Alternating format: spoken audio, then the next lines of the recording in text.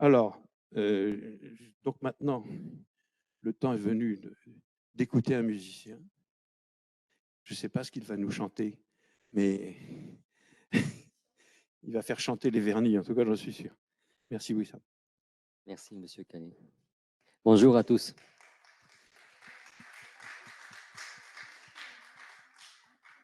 Bonjour encore. Merci beaucoup pour cette invitation. Merci à Laurence et à cher Étienne aussi pour insister d'être ici. Pour moi, c'est un peu stressant aujourd'hui, désolé, parce que normalement, je pars en Éthiopie. Et ce soir, même si je n'ai pas reçu encore le billet, mais ça m'a parlé vraiment ce sujet des vernis. C'est un sujet que ça bouge mon cœur, étant luthier. Et je me souviens très bien quand cher Étienne il est venu vers moi à l'atelier pour poser quelques questions. Je ne savais pas c'était quoi le sujet. Il a commencé avec quelques questions et ça m'a ouvert vraiment les yeux parce que c'était des questions très importantes. Et j'ai réalisé que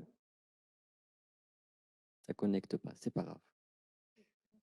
Le plus important, qu'on est connecté.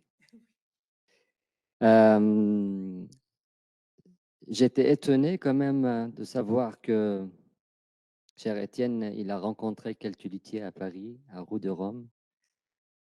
Normalement, il y a des grands luthiers en France. Et on peut rendre un hommage aujourd'hui à Monsieur Vatelot, c'est un grand luthier, Étienne Vatelot, qui a beaucoup donné pour le violon et pour tout ce type d'art, en fait. Il a beaucoup parlé pour le vernis. Et donc, j'étais étonné que les luthiers au Roue de Rome, ils n'ont pas vraiment répondu à toutes les questions précisément. Et c'est pour ça que j'insiste d'être ici aujourd'hui aussi. Parce que le sujet, ce n'est pas juste une matière qu'on met sur une œuvre d'art juste pour protéger. Mais le sujet est beaucoup plus profond que ça. Et d'abord, je m'excuse aussi en avance avec mon français qui est vraiment très limité. C'est ma 5e langue, donc je vais essayer le maximum de transmettre le message. En tout cas, ce que je veux dire, c'est que le vernis pour les instruments de musique, c'est un élément très important. Pas seulement pour protéger, mais aussi pour donner un caractère pour l'instrument de musique et surtout pour améliorer le son. Et je sais que c'est une surprise pour plusieurs personnes, et même pour les luthiers. Ils ne savent pas que le vernis, normalement, il a une raison donc acoustique. Et c'est pour ça on investit énormément de temps pour créer le vernis, pardon. Le vernis. Le vernis. Et du coup, c'est un élément, je peux dire, c'est une école. Il y a la lutherie, donc fabriquer un instrument, bien sûr, avec toutes les difficultés. Mais le vernis, c'est un autre sujet à part, on peut dire. Un bon luthier, c'est lui qui crée de A à Z.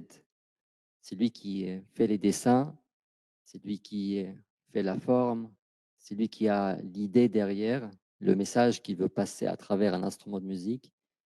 Mais le vernis, il est censé de mettre en valeur tout ça.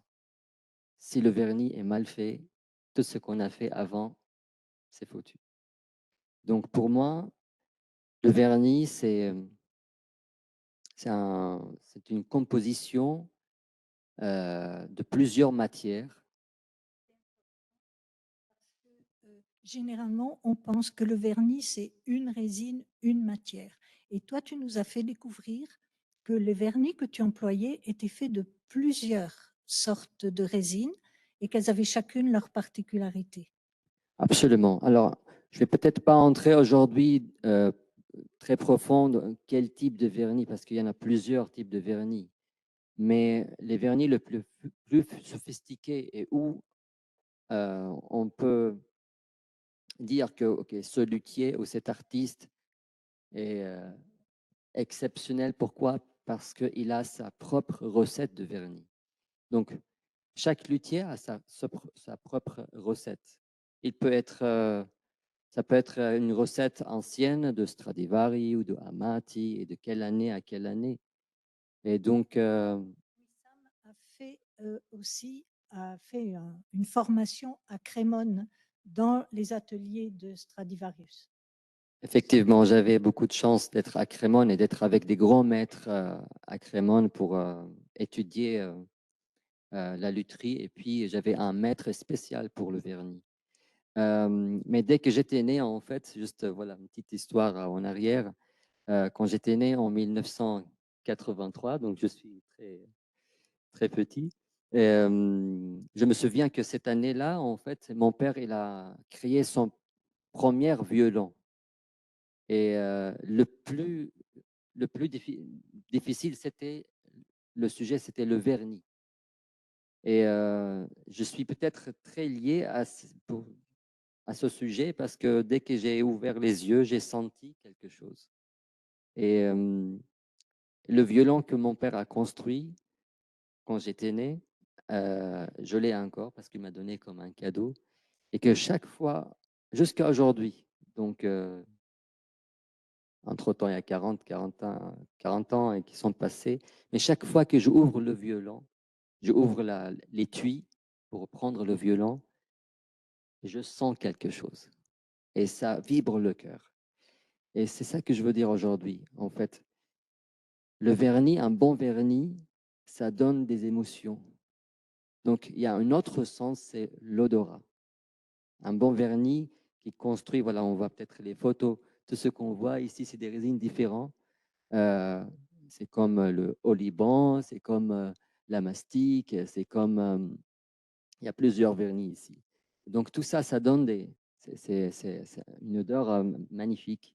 Et la composition entre tout ça, ça donne un caractère, ça donne une odeur extraordinaire et ça peut être l'identité d'un luthier.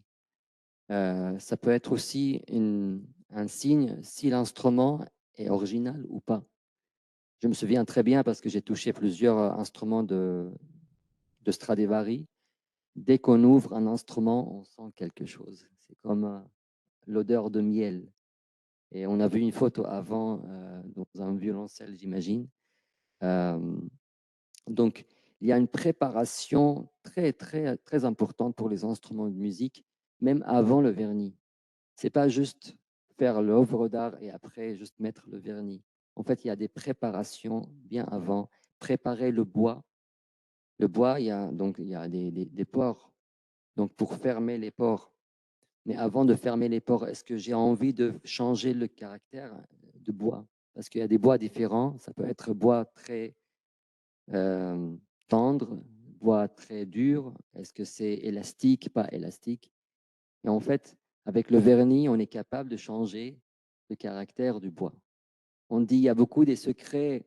On ne sait pas trop sur les instruments anciens comme Amati, Guarneri, Stradivari. Quel est le secret?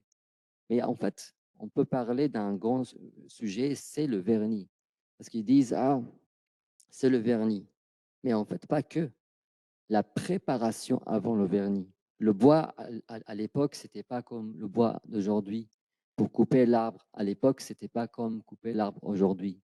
À l'époque, pour sécher le bois, la première chose qu'on faisait, c'est qu'on coupe le bois et on met dans la rivière, dans l'eau. Et c'est comme ça, la première étape de séchage. Pourquoi? Parce que dès qu'on met dans l'eau, il y a toutes les huiles sortent. Et ça, c'est la première étape de séchage. Et dans cette étape-là, comme c'est une rivière avec tous les calciums et toutes les substances dans l'eau, ça entre dans le bois et ça donne un caractère pour le bois. Et en fait, l'alchimie entre le bois et le vernis qu'on prépare est différente qu'aujourd'hui. C'est pour ça, en fait, avec le temps, on s'adapte. Il faut chercher toujours une nouvelle recette qui chimiquement bien avec le bois, qui chimiquement bien avec la préparation de la surface, en fait. Quand on parle de l'acoustique, c'est très important parce que Si on parle de la lutherie en général, si on prend le violon par exemple, c'est rare qu'il y a des musiciens qui cherchent un son personnel. On sait déjà le son de Guarneri, le son de Stradivari et de Amati et la musique derrière. Mais des autres instruments comme le mien, par exemple le oud, c'est un instrument beaucoup plus libre dans le sens, c'est très personnalisé le son. Et le bois qu'on utilise, c'est des bois différents. Pas comme le violon, c'est fixe, c'est de érable avec l'IPCA, avec la touche en ébène, etc. Donc le luth oriental, donc c'est le oud, on utilise beaucoup de bois. Et chaque type de bois, chaque épaisse, c'est différent, la densité, la couleur. Donc, c'est des sujets un peu différents que le violon, mais par contre, il y a beaucoup plus de difficultés pour ces instruments-là avec le vernis. Le vernis, c'est très important pour un luthier parce que, comme j'ai dit, ça met l'instrument en valeur esthétique et acoustique. Donc, pour l'esthétique, si je parle esthétique, le bois, c'est une matière vivante. Il y a de la profondeur dans le bois, en fait. Donc, si, par exemple, je veux mettre un vernis sur le bois, ce qui est très important, c'est de ne pas cacher la vitesse, la vie du bois, la lumière que le bois est en train de dégager. Donc, il y a la lumière que le bois qui est en train de dégager, c'est les émotions, ce que je veux dire, la profondeur du bois. Et il y a de la lumière qui entre de l'extérieur vers le bois et que ça change aussi la couleur. Si je prends un instrument et je regarde comme ça ou je fais un peu comme ça change complètement. Donc, si on parle par exemple de bois, l'érable ondé qui est utilisé pour les violons par exemple, dès que je bouge le bois, ça bouge, il y a les ondes qui sont en train de bouger. Et un mauvais vernis, en fait, ça étouffe cet effet-là. Et donc, ce qu'on cherche, en fait, c'est un vernis transparent, le plus transparent possible pour entrer la lumière dedans. Et pour rendre le bois transparent aussi, c'est-à-dire donner vraiment la vraie couleur du bois et pas changer la couleur. Des fois, on utilise de la couleur, comme pour la famille de violons. Il y a des résines avec des couleurs. Si je prends par exemple le violon, je prends cet exemple-là, il y a le vernis qui est composé par plusieurs résines. Ça peut être donc ça peut être à l'eau, ça peut être à huile, ça peut être à l'alcool. Donc, je ne vais pas entrer dans ce sujet parce que ça prend énormément de temps. Mais ce que je veux dire, en fait, dès que j'ai décidé de mettre une couleur dans le vernis, et là, c'est un autre sujet. Et le plus important pour le luthier, même si on intègre une couleur dans le vernis, le plus important, c'est de rester le plus transparent possible. C'est-à-dire, si le violon est rouge, ça doit être transparent, rouge transparent. Donc, c'est pourquoi? Parce que je ne veux pas étouffer la vie de bois. Je veux toujours voir les veines, je veux toujours voir les pores, je veux toujours voir les ondes. Et dès que je bouge l'instrument, il bouge avec moi. Il y a de la vie qui continue. C'est très important. Donc, les pigments qu'on utilise, c'est des pigments normalement naturels. Aujourd'hui, il y a des choses synthétiques. Et ça, c'est un autre sujet aussi. On a parlé avec Étienne de ce sujet. Parce que les résines, avec le temps, ça peut changer leur couleur. Après, changer le vernis, avec le temps, ça change de couleur. Par exemple, si je prends le vernis gomme lac, qui est composé par des résines. Donc, gomme lac, ce n'est pas une résine, mais la gomme lac, c'est une résine. Après, c'est composé pour faire le tampon. Avec le temps, ça change. Si je veux intégrer une couleur naturelle, par exemple le sang de dragon. C'est une résine rouge, c'est comme le sang. Avec le temps, ça devient jaune, un peu orange. Donc, c'est pour ça que j'ai décidé d'utiliser des autres résines pour fixer la couleur et pour voilà, rendre en fait cette résine qui peut être trop élastique pour la rendre un peu plus dure. Et pourquoi plus dure? Donc, il y a plusieurs raisons, comme j'ai dit.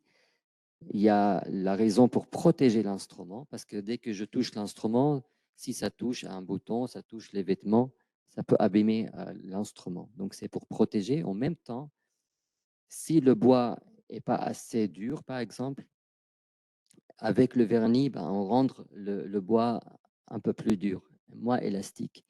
Et ça devient un peu un son vers un peu nerveux. Voilà. C'est ça qu'on cherche des fois, plus nerveux, moins nerveux, plus calme, équilibré. Donc tout ça, c'est en fait le vernis qui décide à la fin le caractère de l'instrument. Bien sûr, c'est l'ensemble de tout. C'est pas que le vernis, mais le vernis est capable vraiment d'étouffer un instrument est magnifique.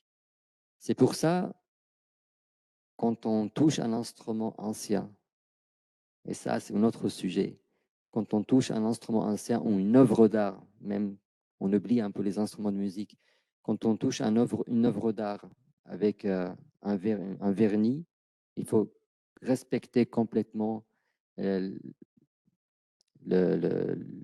l'authenticité, ou c'est l'origine voilà, de ce vernis en fait. Sinon, ça change complètement l'œuvre. Et comme j'ai dit, c'est une identité de luthier. Donc, si on touche aujourd'hui un instrument de X luthier, je peux dire ça c'est original ou pas. Et c'est un élément très important, le vernis, pour identifier si c'est original ou pas. Donc, je ne sais pas si peut-être j'ai trop parlé. Si vous avez des questions comme ça va provoquer des...